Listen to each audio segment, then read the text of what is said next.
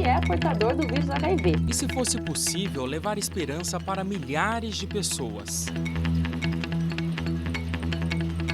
Juntos, nós podemos. Invista neste canal. Invista em um mundo melhor.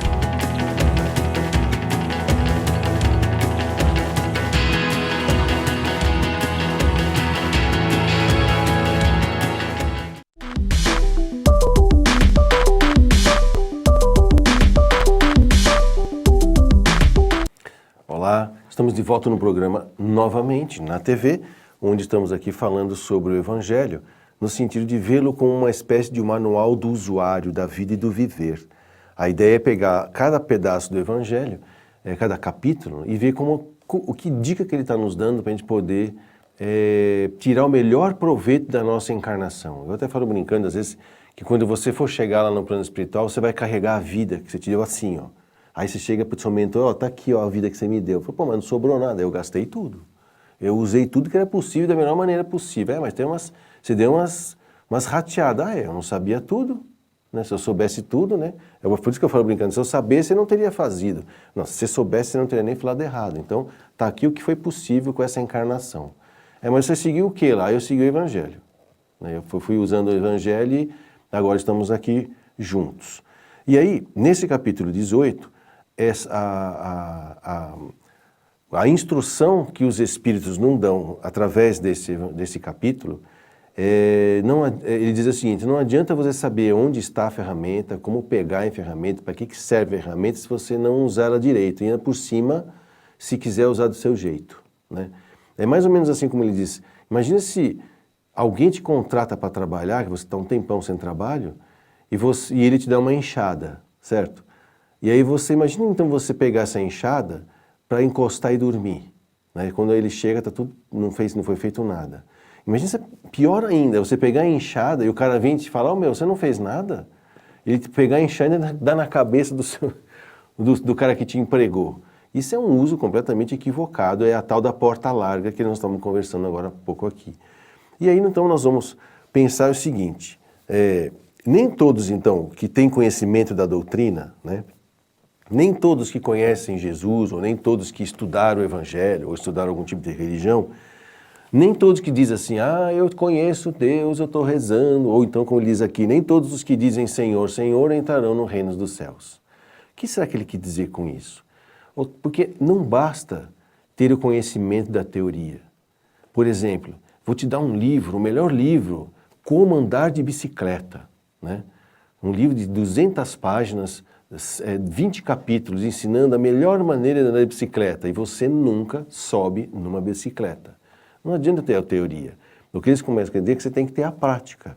Não que você, de alguma maneira, ficaria, vamos dizer assim, obrigado a fazer coisas que não queira, ou que não sabe, ou que não consegue. Não é isso. Mas dentro do que é possível, começar a praticar. Então, é como a gente aprende às vezes em homeopatia, sabe? Quando a gente vai estudar homeopatia, a gente fala assim, nossa, quanto remédio que eu posso dar para o meu paciente? Aí os professores, olha, trabalha com 5, 6, 10 remédios. Domine alguns remédios para que serve. Porque com pouco que você sabe, você vai ajudar muito mais com um monte que você sabe pouco. Né? É bom você saber muito de pouco e pouco de muito. Que você começa a aceitar o que nós chamamos do nosso real tamanho. Então, se nós vamos ver aqui no nosso segundo slide, está escrito lá, o que basta e o que não basta para você entrar no reino dos céus. Ou seja, não basta dizer Senhor, Senhor, ou seja, cantar a ladainha não vai abrir as portas do céu. Ensinar em nome dele também não é suficiente. Expulsar maus espíritos também não é o suficiente e fazer milagres também não é o suficiente. Mas o que é necessário? Está lá do lado direito assim, cumprir os ensinamentos do Senhor, de maneira que só isso vai garantir a vida celeste. Isso por quê? Quando você aprende e pratica as leis de amor, isso traz paz, tranquilidade e estabilidade, já nas coisas da sua vida terrestre, que está na sua vida espiritual. Então, vamos tentar entender isso, né? Como é que eu consigo, então, cumprir os ensinamentos do Senhor? Né? Fica parecendo pregação religiosa isso, mas não é bem isso. Se nós formos pensar ou perceber que nós funcionamos com sentimento, pensamento e ação. O ser humano, a primeira coisa que ele faz é sentir. Depois ele pensa sobre o que ele sentiu. Aí depois ele vai agir, fazendo ou falando alguma coisa em cima do que ele pensou sobre o que ele sentiu. Então, se uma pessoa tem sentimentos do bem, do belo e do verdadeiro, tá? Ele pode até nem saber falar o nome de Deus. Ele pode até nem saber as parábolas de Jesus. Ele pode nem ter o poder de expulsar os maus espíritos e nem de fazer milagre nenhum. Mas por onde ele passa, com quem ele fala e aonde ele se expressa, as pessoas se sentem bem, com a consciência dele ou não. E muitas vezes quando ele fala assim, nossa, depois que eu conversei com aquela pessoa, eu fiquei tão bem, ele é capaz de olhar e falar, acho que não é de mim que eles estão falando, né? Ou seja, aquilo faz tanto parte dele que ele nem percebe. E aí isso seria cumprir os ensinamentos. Que aí a gente pensa o seguinte, ensinamento é algo que se faz para a mente, é para o nosso pensamento. O que Jesus nos ensinou entrou pela mente, mas o que ele exemplificou nas suas atitudes entrou pelo coração. Então, claro que Jesus, sabendo que a gente entendia as coisas, chamou a gente pela razão, mas em seguida ele deu o exemplo. Então não adianta só decorar as lições e os ensinamentos se eu não internalizá-los no meu coração. Ou seja, tornar automático a prática do bem, do belo e do verdadeiro, né? Isso a gente pensa, tem uma passagem do Evangelho em que Jesus estava andando com os seus discípulos e de repente tinha um cachorro morto, né? Uma carniça, né, no meio da estrada lá, né? E aí todo mundo passou, que cheiro ruim, ai, olha que coisa horrível, ai, que... Aí Jesus se aproximou do cachorro, olhou para o animal e falou assim, nossa, mas olha que belos dentes que tinha esse animal, né? E foi embora, né? Que exemplo aqui? Porque Jesus tinha essa sacada, né? Ele pegava o dia a dia, os comezinhos do dia a dia, para levar uma palavra falando sobre o mundo de Deus, sobre o reino de Deus. O que ele quer dizer com isso? Olha que interessante, né? Todo mundo com medo do cheiro mau, da carniça, da coisa feia.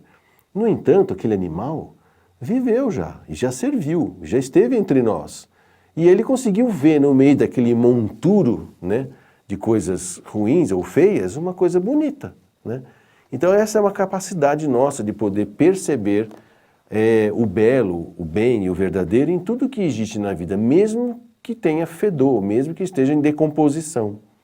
Isso é poder sentir a ação de Deus em tudo, em todos os lugares e em todos os momentos. Isso é o que é cumprir o ensinamento, ou seja, praticá-lo de coração, automaticamente, ok? Se a gente for voltar então lá pro slide, nós vamos ver uma outra passagem do Evangelho que fala o seguinte. Então tá bom, então já que você é um estudado da lei, muito se pedirá àquele que muito recebeu. E aí são as imagens de baixo, onde está escrito lá.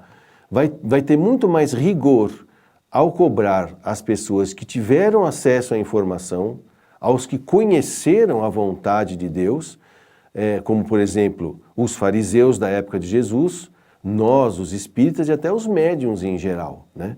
Mas não vai se cobrar menos, né, com menos rigor, aqueles que desconhecem a vontade de Deus. Exemplo, aqueles que ignoram as leis de Deus, que não sabem as leis de Deus, então eles estão errando por ignorância. Agora então, por isso que vai ser muito mais rigoroso cobrar de nós, né? Principalmente aqueles que se aprofundaram nos estudos e que conhecem muito mais os caminhos que possam nos levar a esse cumprimento dos ensinamentos de Deus, que na realidade é sentir o amor e praticar essa lei de amor em todos os momentos, em todos os sentimentos, em todos os pensamentos e em todas as nossas ações e palavras. Então, se você já leu o manual, certo? Se você conhece o manual, conhece a ferramenta e tem as instruções, por que é que você espanou o parafuso, né? Por que é que você deixou o parafuso frouxo, né? E o cabeçote empenou, assim que o motor esquentou, né? Então as pessoas vão, olha, vou cobrar de você, meu. Você não estudou no Senai? Você não aprendeu lá o que é um torque de um parafuso? Né? Você não aprendeu que tem que usar a chave certa? Por que você usou a chave de boca errada, deu o torque errado e espanou o parafuso? E agora? Vai ter que usar a talhadeira para tirar o parafuso, não é isso? Então, no que você vai ter que usar a talhadeira, aí o pessoal fala, Deus está me castigando. Não, está te dando a oportunidade de você desfazer o que você fez, ou de pensar fazer de novo, e de aprender com o que você fez. E outra, não vai ter esse tom de cobrança como eu tive aqui. Não vai. Estou exagerando aqui, porque a palavra é menor ou maior rigor. E rigor não significa cobrança estúpida, cobrança ordinária de alguma coisa. Não. Quando a gente desencarna, nós vamos chegar lá com um monte de parafuso espanado. E aí, com um monte também de parafusos bem apertadinhos, certinhos, que você não nota nem a marca da chave usada nele. Você fala, nossa, esse parafuso nasceu aqui, cara. Como é que não tem nem a marca da chave que apertou ele? E aí Deus vai olhar, nossa, ele vai falar para você assim, quantos parafusos você apertou, né? Muito bom esses. Olha, a maioria não dá nem para ver a marca da chave. Tem alguns que deu uma espanadinha, né? Tem alguns aqui que até quebrou a cabeça do parafuso, mas vamos ver o que aconteceu, né? Por que você aqui não percebeu isso? É assim que é as leis de amor de Deus. E o rigor vai ser esse, tá? Então, muitos os chamados a apertar parafusos, poucos os escolhidos, que é o que sabe pegar na ferramenta, mas ninguém vai ficar de fora dessa grande oficina do amor. Nós estamos nos aproximando de mais um intervalo e vamos lembrar, ok? Que você pode participar conosco, ajudar a FEAL, que é a Fundação Espírita André Luiz, a manter tudo isso aqui funcionando. Né? Tem uma moça aqui para mim, segurando para mim, com o braço estendido aqui, o número do telefone para eu poder ler para vocês e parecer que eu estou falando de memória. Mas está aí na tela também que eu estou vendo aqui. É o Clube Amigos da Boa Nova. Liga para nós, 0800 12 18 38, fala com as nossas telefonistas, elas vão te orientar, né? As nossas recepcionistas, né? As garotas da Boa Nova, os amigos da Boa Nova, elas vão te ajudar, você dá a sugestão para ajudar a manter tudo isso aqui funcionando. Essas 3 câmeras, a sala de edição e essa moça aqui me ajudando aqui, que ela está fazendo tchauzinho, mas não dá para vocês verem, ok? Vamos para o nosso intervalo, a gente volta já já.